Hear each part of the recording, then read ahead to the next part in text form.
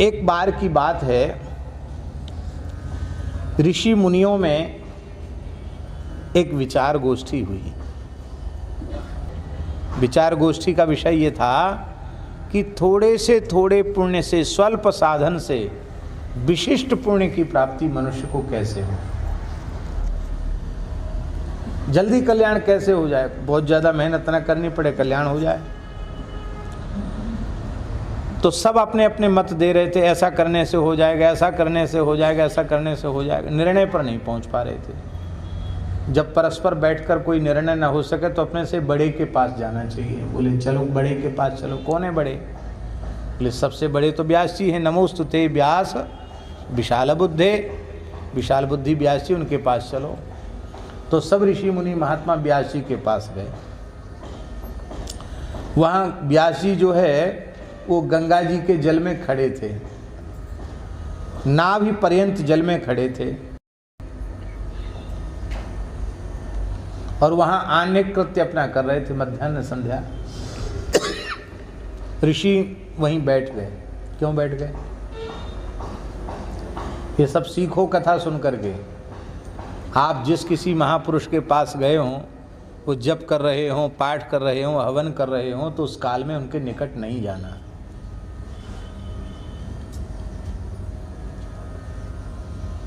क्योंकि तुम कुछ न बोलोगे तो भी चित्त में विक्षेप तो होगा, और चित्त में विक्षेप होगा तो अपराध किसके सिर पे जाएगा।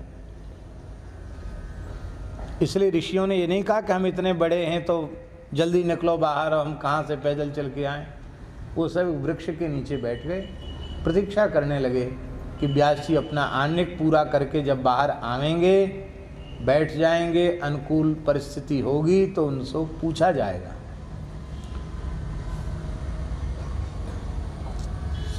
व्यास जी तो व्यास जी ठहरे, भगवान है ना। व्यास जी तो जान गए कि लोग क्यों आए हैं। तो संध्योपासन करने के बाद व्यास जी ने क्या किया कि गंगा जी में एक गोता लगाया, डुबकी लगाई।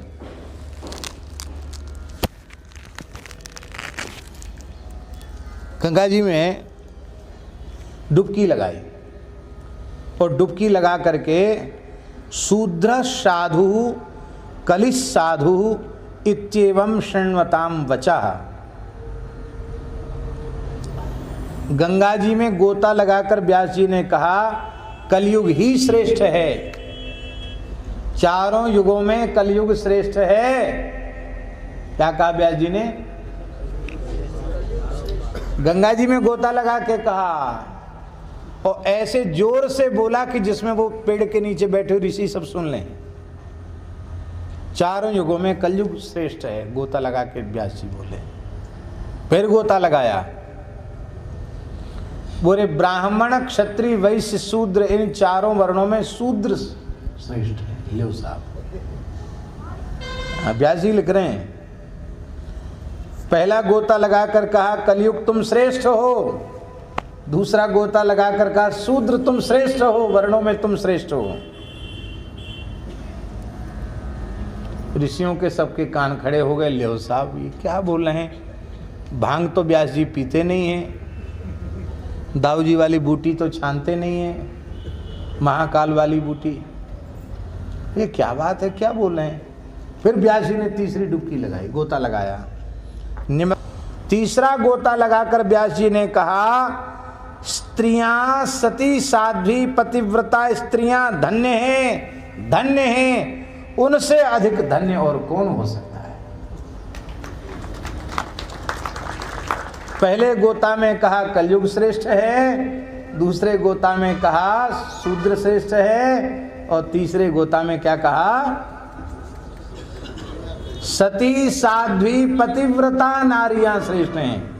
हाँ, ये ऊट पटांग काम करने वाली और उठते ही सवेरे 10 गारी पति को देने वाली वो श्रेष्ठ नहीं कही जा रही है। नहीं तो अपने में सोच लो हम बहुत श्रेष्ठ हैं। हाँ, सती सावित्री पतिव्रता, अनुसुईया अरुंधति के पदचिन्हों पर चलने वाली, भगवती श्री जगत जननी जानकी जी के पदचिन्हों पर चलने वाली जो पतिव्रता नारियां हैं वे धन्य हैं।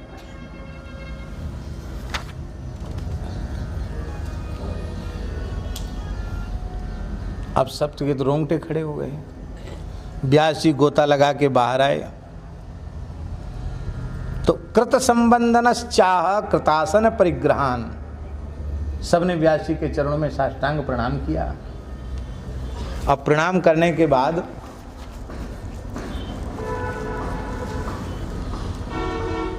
व्यास जी को आसन दिया बैठने के लिए। व्यास जी बैठ गए। व्यास जी बोले आप लोग सब यहाँ इकट्ठे होकर कुछ न कुछ पूछने तो आए। हाँ पूछने तो आए, पूछो। बोले महाराज आप विराजो। व्यास जी बैठ गए। आप अनुकूल अवसर तो है, पूछ सकते हैं। हाँ पूछो।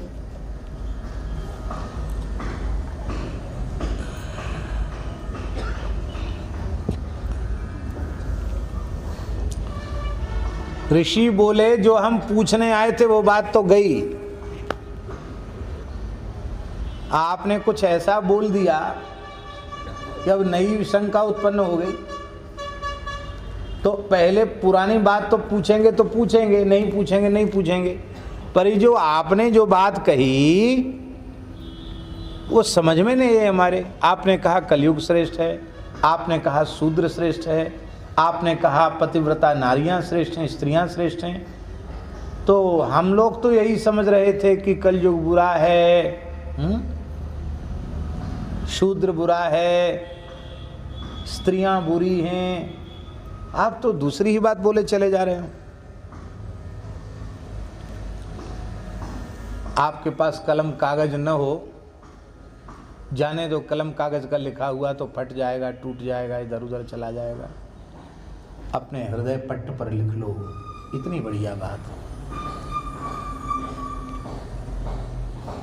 श्री व्यास उवाच, व्यास जी कह रहे हैं सतयुग में 10 वर्ष तक लगातार कठोर तपस्या करने से, साधन करने से जिस पुण्य की प्राप्ति होती थी, त्रेता में 1 वर्ष वो साधन करने से मिल जाता है। और द्वापर में वह साधन 1 महीने कर ले तो मिल जाएगा।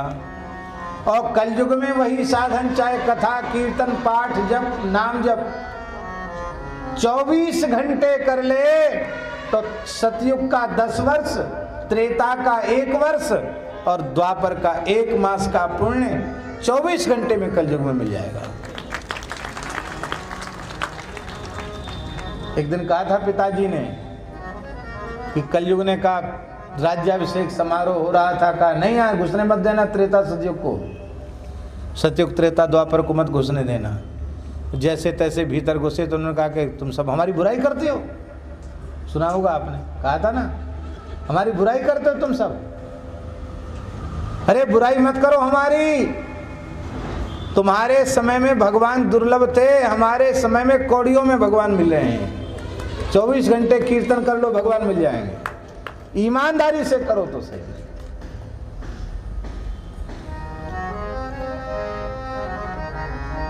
दूसरी बात,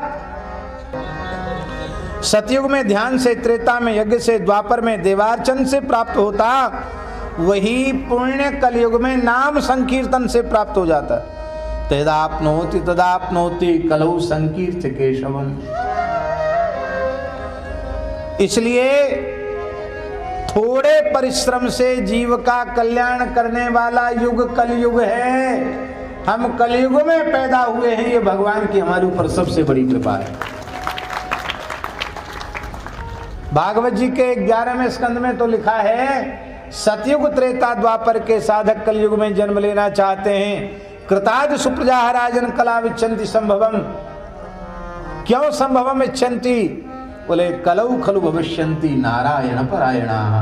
कलयुग में नारायण पारायण भक्त जन्म लेंगे।